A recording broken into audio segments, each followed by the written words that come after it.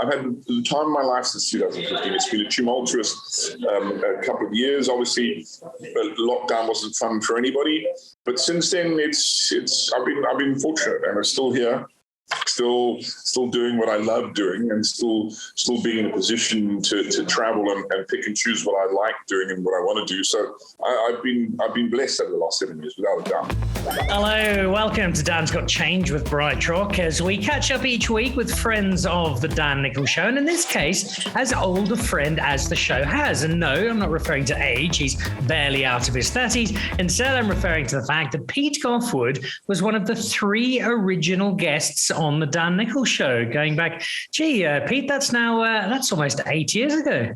Yeah, Dan, unbelievable. I mean, it's a testament to I don't know, the fact that there's nothing decent on television, that you've managed to get 200 plus episodes on the air.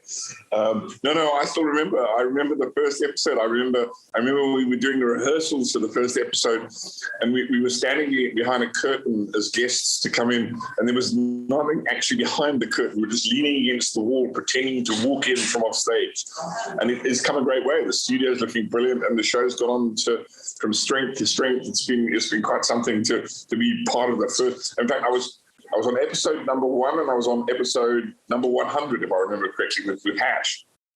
You were indeed. We're saving up for episode 500 in due course, so keep that date free. A lot has changed for us as a show since that first episode in 2015. What about the life of Pete Goffe-Wood? Because when you came on for that first episode, you were reasonably new to MasterChef, and life had changed quite a lot for you then. What about in the ensuing years? I think, look, since then, obviously, that was my break in television, being on your show, and it's gone upwards since then, look, I mean, we ended up doing 4 seasons of South African MasterChef. I'm about to start shooting season 8 of Ultimate Braai Master, which will be in September. So, the television career has taken off, and it's been quite successful and great fun. And life in general has been pretty good. I've been very blessed in the consulting and the traveling that I've got to do. My work has taken me all over the place. You mentioned all these exotic destinations. There have been many of them over the course of the career, and food has given you this extraordinary journey. What's been the pick of them? What's the one destination that you've been to through food that tops the lot? I still think to this day, my first trip to Bangkok, which is my first experience in Southeast Asia, was an eye-opener. I love Asian food, so I was high up my list. But I think the best trip I ever had was to Budapest. That's still up there with one of my favorite food experiences. It was part of they have a magnificent wine festival there every year, and every year they have a guest country. And the year that I went, I think it was about 2016 or 2017, I remember correctly, but South Africa was the guest country. There were about 8 or 9 South African producers that were at the show. I mean, this is a wine show that has 85,000 people over 3 days. So it's a big affair. It's all Hungarian wines. And so we were kind of camped in a little restaurant just off the palace, which is where the festival is held. And we had this little South African kind of vibe going. I had a little South African menu paired with some of the South African wines that we were on tour with. And just the people and seeing the city itself was just unbelievable. We got to tour the actual winelands of Hungary, and we're kind of introduced to some of the most amazing people. It was really, really quite special. It's clearly a country and food that had a huge impact on you. What about people who've had an impact? Is there a particular chef, a particular culinary teacher who's changed the way Pete Goffe-Wood has approached what he does? Yeah, look, I think my entire career has been based exactly on that. I was very lucky when I first started out to have a series of mentors that gave me direction right from when I first started at the Beverly Hills at Umhlanga as an apprentice. The chef there, Michael Alt, was instrumental in kicking some discipline into me to make sure that I was very German and very Germanic run kitchen. But what I learned from him about discipline in the kitchen and kitchen structure is invaluable. Working for the likes of Garth Struble at Sand and Son, was instrumental in sort of me choosing the career path in terms of upmarket food rather than. I mean, I had a number of trainees that worked for the same, and they were all getting promoted in various departments. And I said, well, I'm not getting promoted. I mean, I'm not getting promoted. This is a time when we were being paid 750 Rand a month as apprentices. These guys are now all on 1,500 Rand. And Struble said to me, but Pete, do you want to run the larder? Do you want to run banqueting, or do you want to work in proper fine dining restaurants?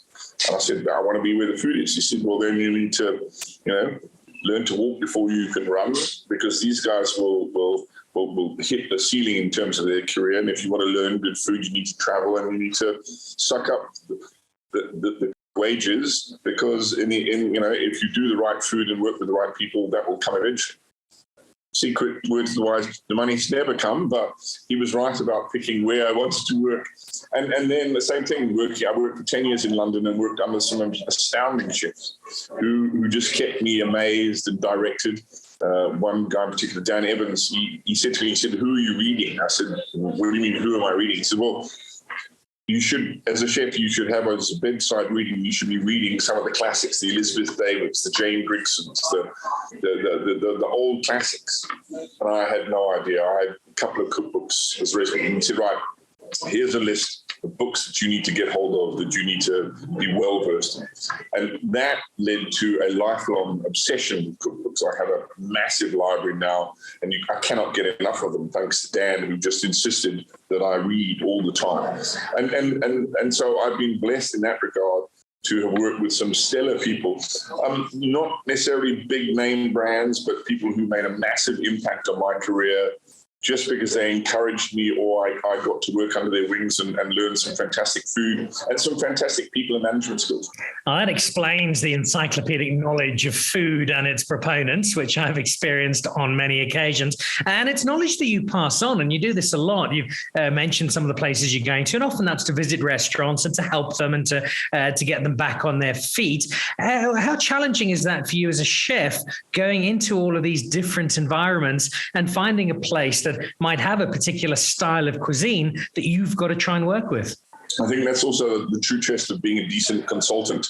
I have to remove my ego from the scenario and go, it's not about what I would do if this were my restaurant.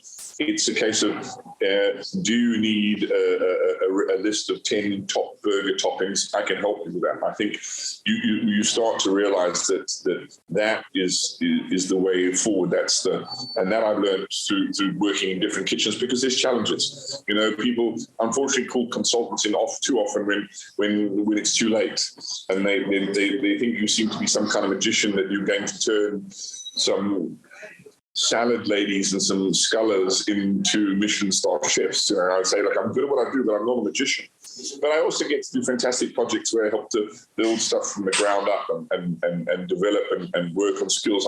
I'm about to go revisit an old client in Namibia, in fact, two little lodges called Cascades and Kaza on the Ipalila Island, which is two islands in the middle of the Zambezi River. And it's right where Namibia, Botswana, and Zim intersect on that section of the Zambezi River. And it's a project I did in 2018, and they've been closed for 2 years because of COVID, and they're reopening. And so I'm revisiting to go and chat to the chefs and give it a little bit of a refresher course. So I love keeping in contact with people that I work with in that regard. And I'm so looking forward to going back and seeing guys I haven't worked with in 5 years, and just, chewing the fat and inspiring them to carry on. The travels and adventures of one of the great chefs of modern South Africa.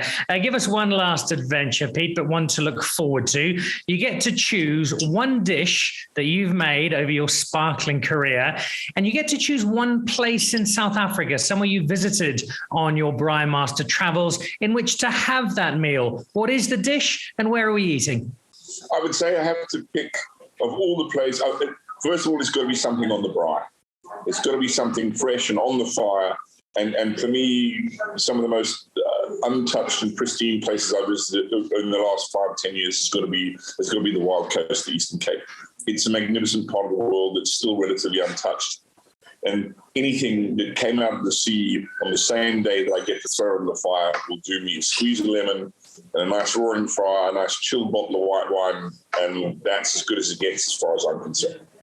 That sounds like somewhere I might be free to join you for.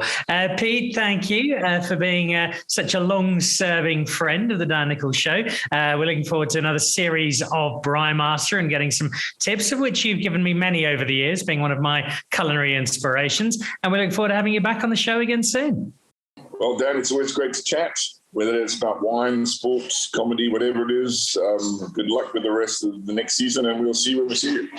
There we go. Chef Pete Goffe-Wood. He joined us on episode 1. He joined us on episode 100. And he's joined me over many a glass of wine. But as neither of us can remember too much of those evenings, we'll stick to what's been on the Dan Nicholl Show. This is Dan's Got Change with Bright Rock. See you again next week. Goodbye.